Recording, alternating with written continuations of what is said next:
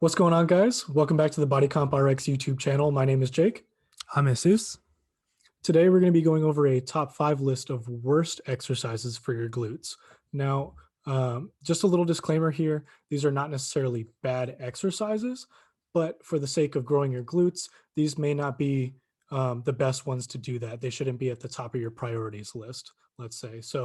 But before we get into this list, why don't we get into a little bit of the anatomy so that way we can better understand what our glutes do, and maybe that'll help us explain a little bit later on why these exercises are not the best for growing your glutes.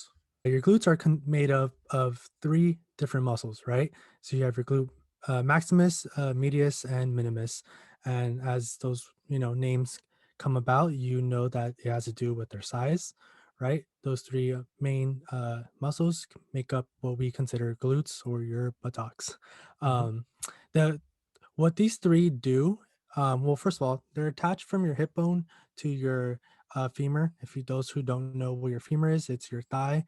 Um, and what these three muscles do as a whole, they basically known for three different movements, right? Your first one would be hip extension. So I like to describe it as, right now I'm in a seated position. Let's say I need to tie my shoelaces, so I bend over, tie my shoelaces. Now to get back up and sit in an upright position, I'm going to need to use my glutes. My glutes are actually going to be the ones helping me sit right back up in the seated position. Second movement, you have hip external rotation. So if you're thinking about this, if you're looking at your toes right now, odds are they're pretty much pointed forward, right? And if you were to point your toes away, right, kind of opposite, that would be hip external rotation. So that means your toes and your knees would be pointing to the opposite sides of each other. Last one is um, abducting your thigh or abducting your leg. This is basically moving your leg away from midline. So if you were to kick your leg to your side, that would be abduction of the thigh. That is the three main movements that your glutes are responsible for. All right, so now that you know the three movements that your glutes are responsible for, I think now we're going to jump into our top 5 worst exercises for your glutes. All right, starting off with number 1 on this list. They're in no particular order. We're just going to kind of go through the list as it is. No exercise is necessarily worse than the other. This is just an accumulation of exercises that we felt were not best for the glutes themselves. So first off, we're going to start with reverse hypers or reverse hyperextensions.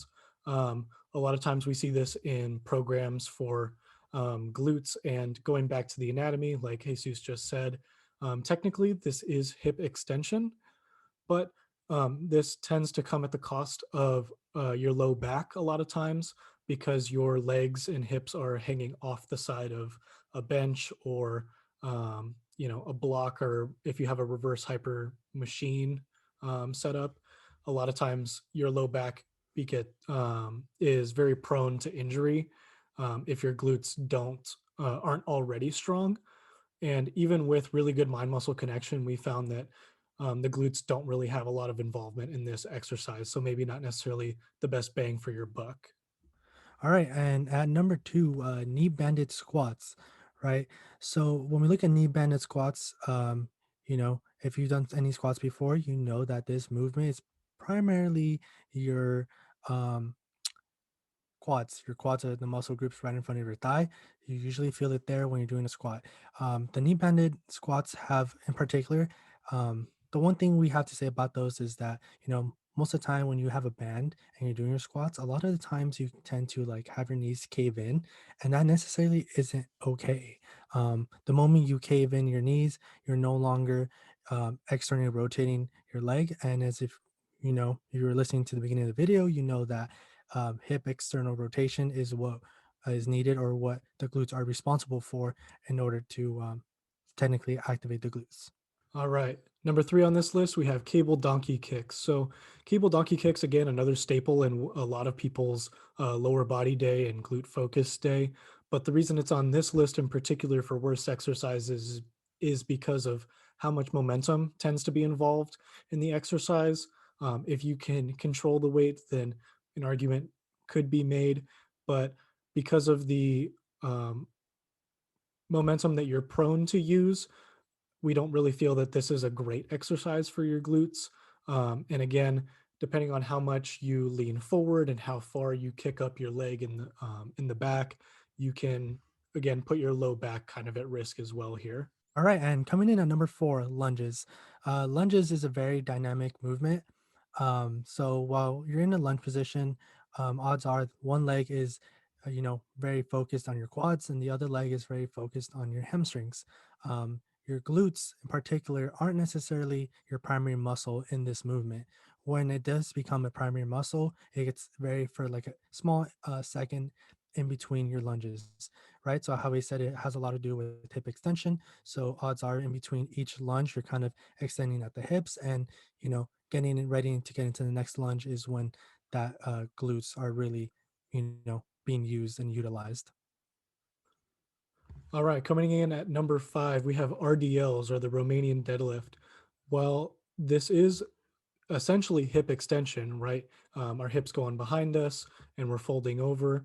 There's a lot of hamstring involvement here. So if you haven't caught on, a lot of these exercises um, are forcing other muscles in our legs to be the primary movers, with our glutes kind of taking a back seat to this. Now, as you come up from the RDL, you can argue that there is an opportunity for you to squeeze your glutes at the top to get a contraction. But again, because of how little time under tension there is here for your glutes, not necessarily the best for growing, while this is actually more of a hamstring kind of movement. All right, and now at number six, these are kind of going to be your honorable mentions. We feel that these are very popular. So number six, we have wall sits slash crab walking.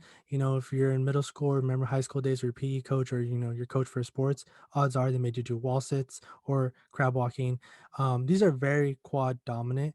So if you remember what we were talking about at the beginning with our movements of the glutes, um, your glutes help with certain movements such as external rotation and abducting the thigh. But when you're in the wall sit position, right, you're sitting at the wall, you have your legs in a very fixed position. Your knees and your hips are in a flex position.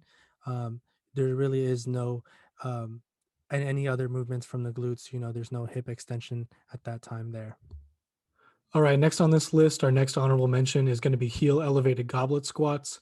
This is very similar to some of these other exercises where the wrong muscle group is the primary mover. So for our glutes, this isn't the best. This is a very quad dominant again, because actually by elevating our heels, we're increasing the range of motion that our legs have to travel through. And you're going to be doing that through knee extension, not necessarily hip extension. So you're putting even more emphasis on your quads than you would a regular squat by elevating those heels.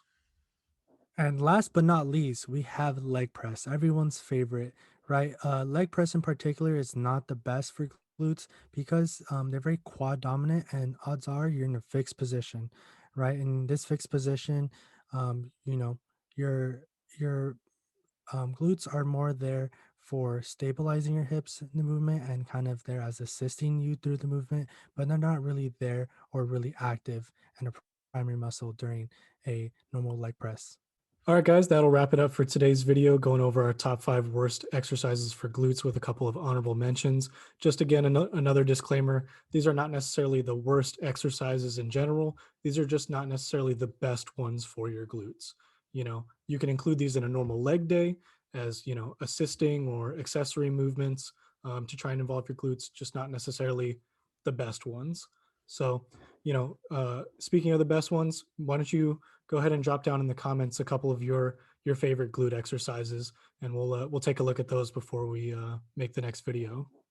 Thanks for listening, guys. Thanks for tuning in. Until next time, look forward to seeing all your comments. Peace out.